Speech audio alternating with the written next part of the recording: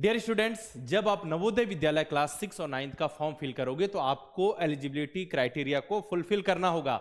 यानी कि आपको एक निर्धारित एज दी गई होगी, उस एज ग्रुप में आपको आना होगा। साथ ही एक क्लास डिसाइड होगी कि आप इस क्लास में पढ़ते होने चाहिए जब आप एप्लीकेशन फॉर्म फिल करोगे।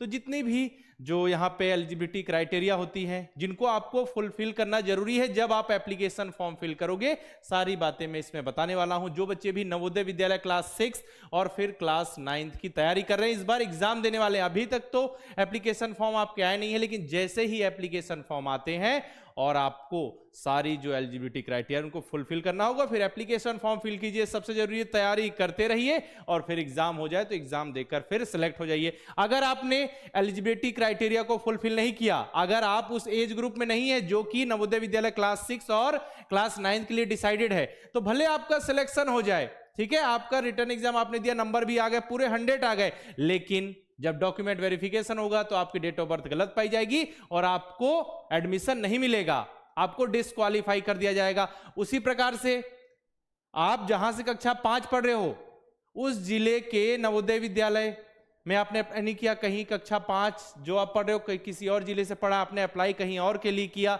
फिर भी लास्ट में आप डिस्क्वालीफाई हो जाएगी। तो ऐसी बहुत सारी बातें हैं जिसके वजह से आप डिस्क्वालीफाई हो जाओगे सिलेक्ट होके भी। तो आपको शुरू से ही ध्यान रखना होगा कि क्या क्या चीजें हैं जो आपको एलिजिबल बनाती हैं नवोदय विद्यालय क्लास 6 और 9 के एंट्रेंस एग्जाम के लिए। चलिए हम स्टार्ट करते हैं नवोदय विद्यालय क्लास 6 से। तो सबसे जरूरी बात, आपकी एज कितनी होनी चाहिए। तो याद रखिए, अभी जो इस बार नवोदय विद्यालय का एग्जाम होगा क्लास 6 के लिए 2026 के दिसंबर में हो सकता है या फिर जनवरी 2027 में, तो उसके लिए आपकी जो डेट ऑफ बर्थ है 1 मई 2015 से 31 जुलाई 2017 के बीच होनी चाहिए। अगर सेम टू सेम डेट में बच्चे का जन्म हुआ है तो भी बच्चा एलिजिबल है, बॉयज एंड गर्ल्स दोनों। ठीक, अब है नेक्स्ट क्वेश्चन आपके मन में आता है, सारी समझिए, आपके लिए एलिजिबिलिटी क्राइटेरिया है जिनको फुलफिल आपको करना होगा, तब जाकर आपका फाइनल सिलेक्शन होगा, याद रखिएगा। ठीक है, किस जिले से आवेदन कर सकते हैं? आपके मन में सवाल, सर जी हम किस जिले के नवोदय विद्यालय में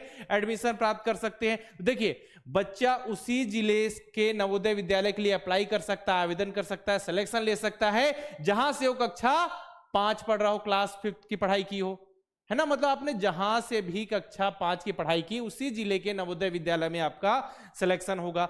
जब एग्जाम होगा, देखिए अब एक सवाल आता है, सर जी जब एग्जाम होगा तो बच्चा कौन से क्लास में होना चाहिए, उस एकेडमिक ईयर में कौन से क्लास में होना चाहिए? क्या आप कक्षा 5 पास कर चुका हो, क्या फिर कक्षा 5 पढ़ रहा हो, या कक्षा 4 में हो तब भी चल जाएगा। देखिए एक बात याद रखिए, नवोदय विद्यालय क्लास 6 का एग्जाम आप एक ही बार दे सकते हो। उसके लिए कंडीशन है, जब आप एग्जाम दोगे ना उस एकेडमिक ईयर में आप कक्षा 5 पढ़ रहे हो। जैसे कि अभी देखिए जुलाई का मंथ है, फिर बच्चे एडमिशन लेंगे, बच्चों ने एडमिशन ले भी लिया होगा क्लास 5 में, मतलब इस साल बच्चे कक्षा 5 पढ़ेंगे, दिसंबर जनवरी में एग्जाम देंगे, क्वालिफाई हो जाएंगे, फिर नेक्स्ट जो क्लास है 6 नवोदय विद्यालय से पढ़ेंगे। ऐसा अगर आप 5 पहले ही पास कर चुके हो, अभी कक्षा 6 में गए हो तो आप एलिजिबल नहीं हो, आप कक्षा 4 पढ़ रहे हो अभी तो भी आप एलिजिबल नहीं हो, भले आप एज की क्राइटेरिया को फुलफिल करो। तो बहुत सारी क्राइटेरिया है जिनको आप फुलफिल करोगे तब जाकर आपका फाइनल सिलेक्शन होगा। ठीक है, और एक भी ये बात भी याद रखिए, कक्षा 5 में आप 31 जुलाई तक प्रमोट हो जाना चाहिए, मतलब कि आपका क्लास 5 में एडमिशन इस बार 31 जुलाई तक हो जाना चाहिए। कहीं कहीं सितंबर भी लिखा होता है, वो तो आप हो जाएगा, उसका कोई इश्यू नहीं आता, बस मैं आपको बता रहा हूं। ठीक, इसके बाद है बच्चा किस जिले का निवासी होना चाहिए, ये भी डोमिसाइल, यानी आपका निवास किस जिले का होना चाहिए। तो याद रखिए, जहां से आप कक्षा 5 पढ़े हो ना वो वाला जिला, और जहां से आपका डोमिसाइल निवासी है आप जहां की, वो भी सेम टू सेम होना चाहिए। समझ रहे हो बात ना, इसे ध्यान रखिएगा। और साथ ही आप मान्यता प्राप्त स्कूल से कक्षा 5 पढ़ रहे हो, ये भी याद रखिएगा, रिकॉग्नाइज स्कूल होना चाहिए। तो प्राइवेट स्कूल भी गवर्नमेंट स्कूल दोनों होते हैं, बस मान्यता प्राप्त आपका स्कूल होना चाहिए। अब कक्षा 3, 4 और 5 के लिए क्या कंडीशन है? आप में से बहुत सारे बच्चों ने और पेरेंट्स ने ये सुन रखा होता है कि सर जी 3, 4, 5 बच्चा एक ही स्कूल से पढ़ा होना जरूरी है क्या? अगर 3, 4, 5 अलग से स्कूल से पढ़ेगा तो हमारा बच्चा एलिजिबल नहीं होगा। ऐसा नहीं है, 3, 4, 5 आप अलग स्कूल से पढ़ सकते हो, कोई दिक्कत नहीं, लेकिन जहां से बच्चा कक्षा 5 की पढ़ाई कर रहा है उसी जिले के नवोदय विद्यालय में उसका सिलेक्शन होगा। ठीक है, तो देखिए कक्षा 3, 4, 5 एक ही स्कूल से पढ़ा होना जरूरी है क्या? नहीं है, जरूरी नहीं है। ठीक, इसके बाद है क्या दोबारा नवोदय विद्यालय क्लास 6 का एग्जाम दे सकते हैं? पॉसिबल ही नहीं दे सकते, क्योंकि एक ही बार तो आप कक्षा 5 पढ़ोगे ना, 2 बार तो नहीं पढ़ोगे। तो कक्षा 5 में जब बच्चा होता है उस एकेडमिक ईयर में, उसी समय एग्जाम देता है, क्वालिफाई करके क्लास 6 में पढ़ता है नवोदय विद्यालय, तो ये भी पॉसिबल नहीं है। क्या रिपीटर अलाउड है, मतलब दोबारा नवोदय विद्यालय का एग्जाम दे सकते हो? नहीं। रिपीटर मींस अब कक्षा 5, अब बोलेंगे बच्चे इसमें लूप होल ढूंढने का प्रयास करें कि सर जी ऐसा है कक्षा 5 में जब बच्चा पढ़ रहा हो तब एग्जाम देगा, तो ऐसा करते हैं 5 जो है क्लास 5 जो है उसको डबल पढ़ लेते हैं, तो ये भी पॉसिबल नहीं है। रिपीट नहीं होना चाहिए, 3 4 5 जो क्लास है, class 3rd 4th 5th repeat नहीं होनी चाहिए, ठीक है। तो ये भी कंडीशन याद रखिएगा। फिर है, क्या गर्ल्स के लिए सीट्स होती है? बिल्कुल होती है, 1/3 सीट गर्ल्स के लिए रिजर्व होती है। दिव्यांग बच्चों के लिए सीट्स होती है? बिल्कुल होती है, दिव्यांग बच्चों के लिए भी 3-4% जो है वो रिजर्व होती है। अब देखिए, अब आपको पता होगा कि नवोदय विद्यालय की जो स्थापना है वो क्यों की गई?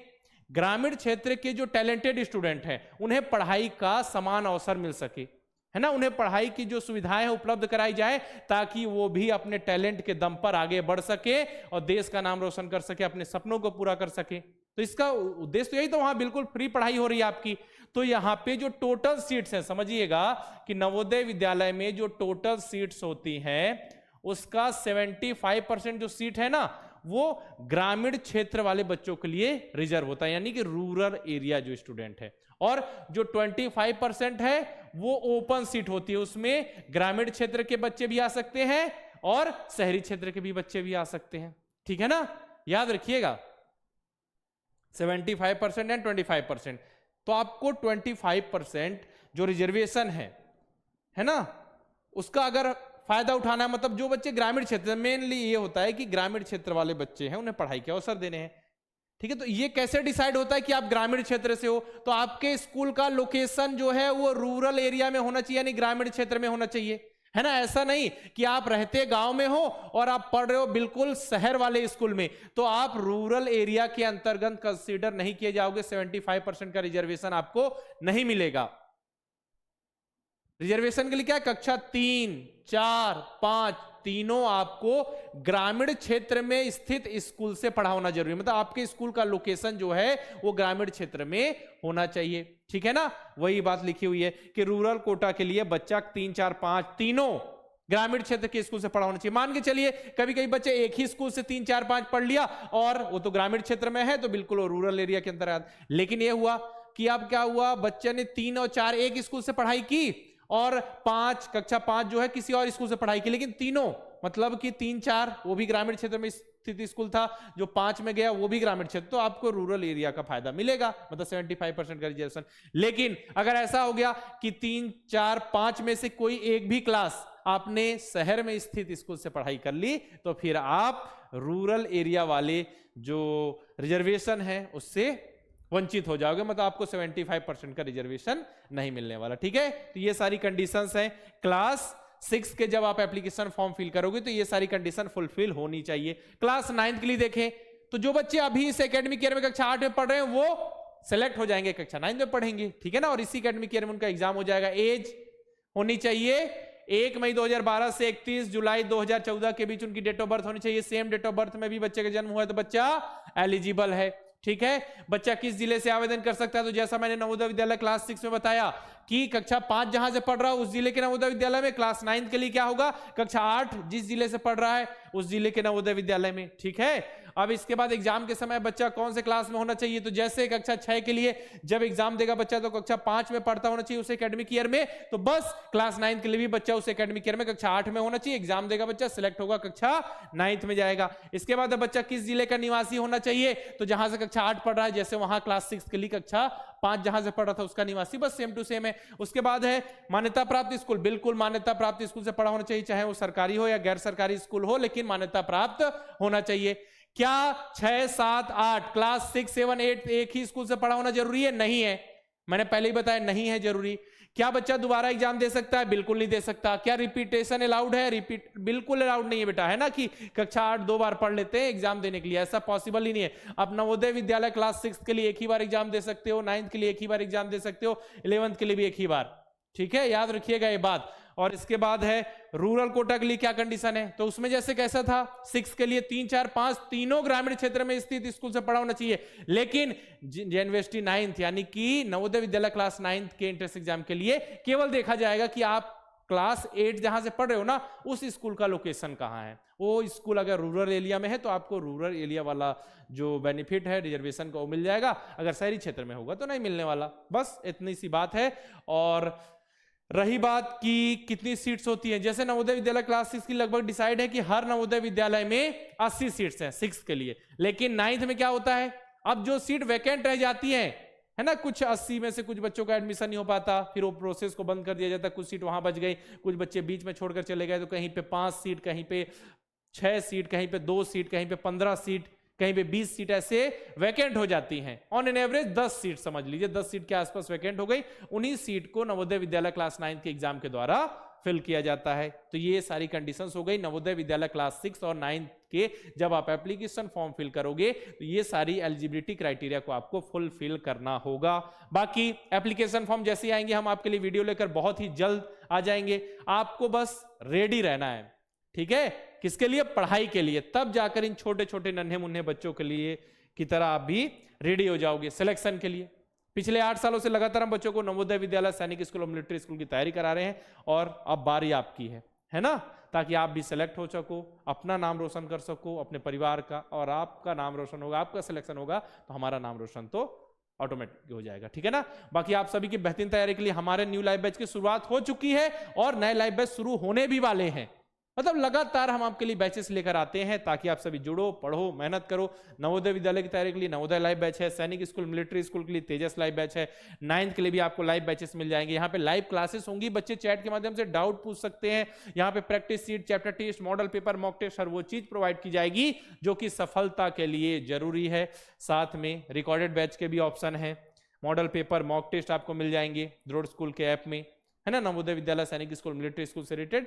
तो बिल्कुल आप विजिट कीजिए, प्रैक्टिस के लिए लास्ट समय में बहुत जरूरत पड़ती है। करना क्या है, सारी चीजें मिलेंगी कहाँ, जितने भी बैचेस हैं प्ले स्टोर पर जाके द्रोड़ स्कूल का ऐप इंस्टॉल कीजिए, किसी तरीके से इनरोल कर लीजिएगा, लॉगिन नंबर मतलब नंबर डाल के इनरोल कीजिए, सारे बैचेस आपके सामने होंगे। सिंपल सा प्रोसेस होगा, उस पर आप इनरोल कर सकते हो। इनरोल करने में दिक्कत आ गई है, कोई जानकारी चाहिए तो आप हमारे हेल्पलाइन नंबर 9996668088 पर कॉल करके इन्फॉर्मेशन ले सकते हो। साथ में द्रोड़ स्कूल के यूट्यूब चैनल को सब्सक्राइब करके बेल आइकन पे क्लिक करना नहीं भूलना है, ताकि जितने भी इंफॉर्मेशन है, पढ़ाई से रिलेटेड वीडियो है, अपडेट नोटिफिकेशन सही समय पर आप तक पहुंचती रहे, ठीक है ना।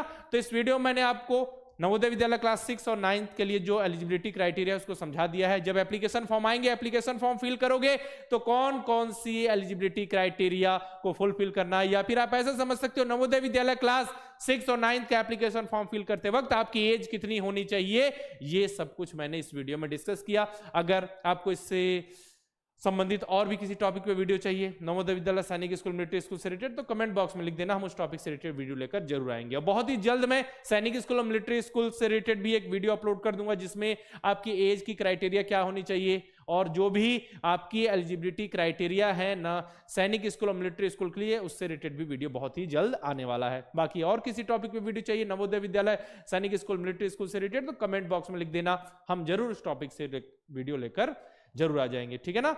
बाकी इस वीडियो में तो रखते इतना ही, मिलते हैं नेक्स्ट वीडियो में, तब तक के लिए अलविदा, जय हिंद।